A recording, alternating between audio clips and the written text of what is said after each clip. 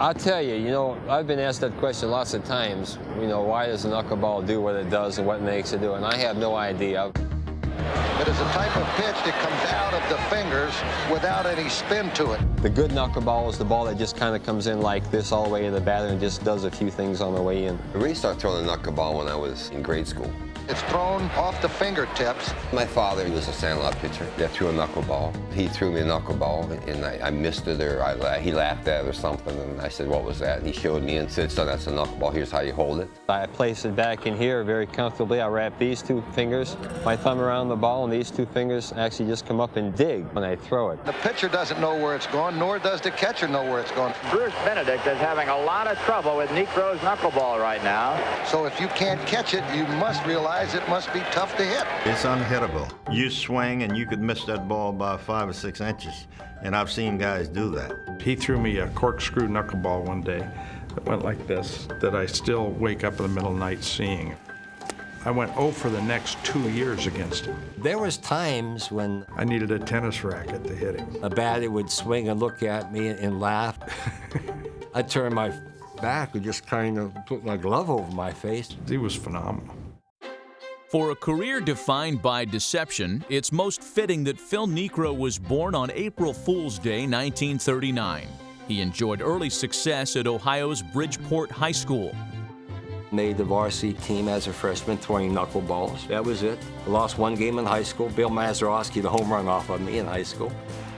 Beginning his major league career as an average reliever with the Braves in 1964, Niekro's improvement coincided with some sage advice from his witty 1967 battery mate.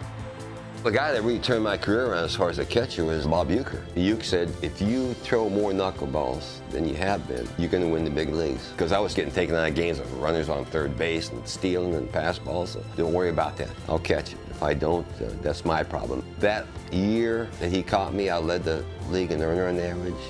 He led the league in pass balls at the same time.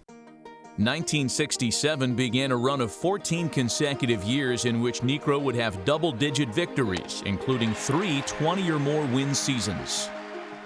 The best pitcher I ever hit off was Tom Seaver. The toughest pitcher for me ever in 19 years to hit off was Phil Niekro.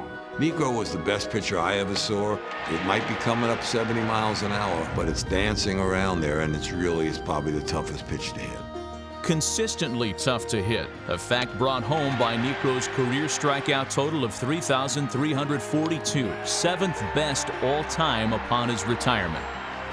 No surprise for a knuckleball pitcher that strikeout number 3,000 was a passed ball. Phil was an accomplished fielder, earning 5 Gold Gloves while pitching for 4 organizations over 24 seasons. Knuckleball, great play by Niekro. That's how you get to be 48 and still pitch in the big leagues. Nuxie holds the all-time record for most wins as a 40-year-old with 121, while his 245 career complete games also speak to his amazing durability. My objective when I got the ball was to pitch 9 innings. And I always told the managers, don't ever come out and ask me if I'm tired, because I'll lie my you-know-what off to you. He and younger brother Joe, who also threw the knuckleball, own the record for most wins by a pair of brothers, 539.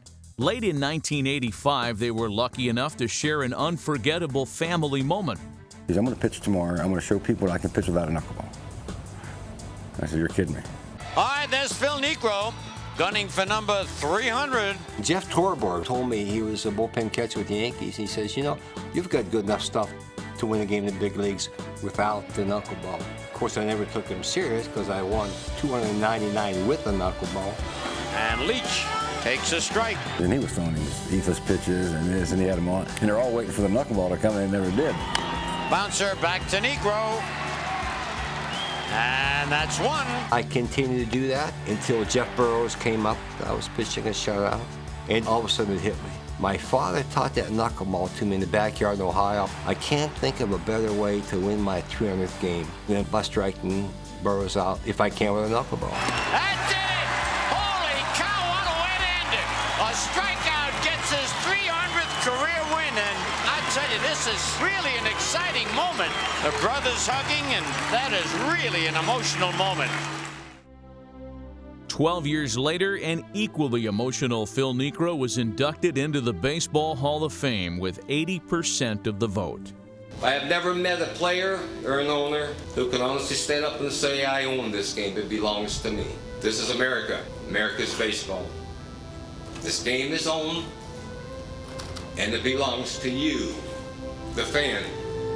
Cherish it and take care of it. Thank you. I had a lot of great days of sunshine in the big leagues. Won 318 games. I pitched a no-hitter. I was in 5 All-Star games. I mean, life doesn't get too much better than that.